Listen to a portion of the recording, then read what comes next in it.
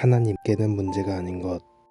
사도행전 16장 30절 31절은 구원받는 방법에 대한 성경적 예시를 잘 보여줍니다.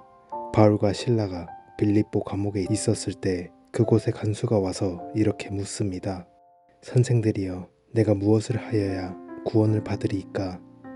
그들은 예수님께 당신의 삶에 들어와 달라고 기도하라거나 죄를 회개하고 이런저런 행동을 금하라고 하지 않았습니다. 다만 이렇게 말했습니다. 주 예수를 믿으라. 그리하면 너와 내 집이 구원을 받으리라. 무엇을 믿으라는 걸까요? 단순히 예수님의 존재나 그분이 이 땅에 오셨던 사실만 믿으면 된다는 뜻은 아닙니다. 예수님은 언젠가 그분을 영접할 사람들만을 위해서 죽으신 것이 아닙니다. 그는 우리 죄를 위한 화목 제물이니 우리만 위할 뿐 아니요 온 세상의 죄를 위하심이라. 예수님은 그동안 이 땅에 존재했던 모든 죄인들을 위해 죽으셨습니다. 우리가 죄 짓기 훨씬 전인 2000년 전에 우리의 죄를 위해 죽으셨습니다. 주님은 우리가 내 삶에 들어와 주소서라고 기도할 때까지 기다렸다가 그때 비로소 우리의 죄를 용서하시는 것이 아닙니다. 파격적인 진리를 하나 말씀드리자면 온 세상의 죄가 이미 용서받았다는 것입니다. 요한일서 2장 2절. 하나님은 우리가 존재하기도 전에 우리의 죄를 용서해 주셨습니다. 우리가 태어나기도 전에 우리의 모든 죄가 이미 용서받았습니다. 우리가 첫 번째 죄를 짓기도 전에 하나님은 우리의 모든 죄를 용서해 주셨습니다. 우리의 모든 죄는 용서받았습니다. 사실 죄는 하나님께 문제가 되지 않습니다. 이미 용서받았다. 그런데 오늘날 교회가 전하는 메시지는 그렇지 않습니다. 교회는 우리가 죄를 지을 때마다 하나님을 노하게 한다고 가르칩니다. 하나님께서 다시 우리 삶에 역사하시도록 하려면 그 죄를 주님의 보혈 아래로 가져가서 용서를 받아야 한다고 말합니다. 그러나 그것은 말씀이 가르치는 바가 아닙니다. 말씀은 우리의 죄가 이미 용서받았다고 계시합니다. 하나님께 죄를 용서해달라고 우리 삶에 들어와 달라고 구할 필요가 없습니다. 우리가 해야 할 일은 복음을 믿는 것입니다. 복음은 예수님께서 이미 오셨고 이미 죽으셔서 온 세상의 죄를 용서하셨다는 것입니다. 이렇게 질문할 사람도 있을 것입니다. 만약 그게 사실이라면 모든 사람들이 구원을 받았겠네요? 아닙니다. 왜냐하면 은혜만으로 구원을 받는 것이 아니기 때문입니다. 하나님께서 은혜로 모든 필요를 채워놓으셨고 모든 사람들의 죄를 용서하셨습니다. 사람들이 지옥에 가는 것은 성적 부도덕, 살인, 거짓말 또는 도둑질 때문이 아닙니다. 이 모든 죄의 값이 다 치러졌습니다.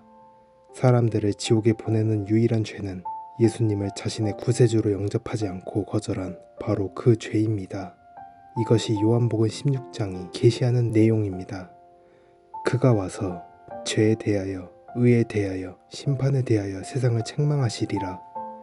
같은 장 9절에서 예수님은 성령께서 세상을 책망하실 그 죄는 예수님을 믿지 않은 죄라고 설명해 주십니다.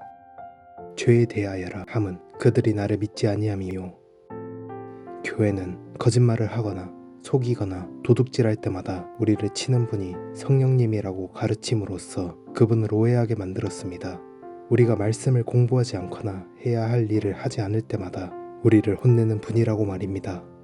그러한 가르침 때문에 우리는 죄를 의식하고 죄에 집중하게 되었습니다. 죄를 확대했습니다. 그러나 진리는 예수님께서 그 모든 것의 값을 이미 치르셨다는 것입니다.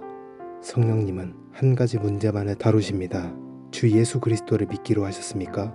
예수님을 주님으로 영접했다면 우리의 모든 죄, 과거와 현재 그리고 미래의 죄까지도 이미 용서받았습니다.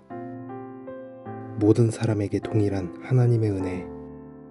만일 제가 일반적인 교회에서 이렇게 가르친다면 대부분 저를 쫓아낼지도 모릅니다.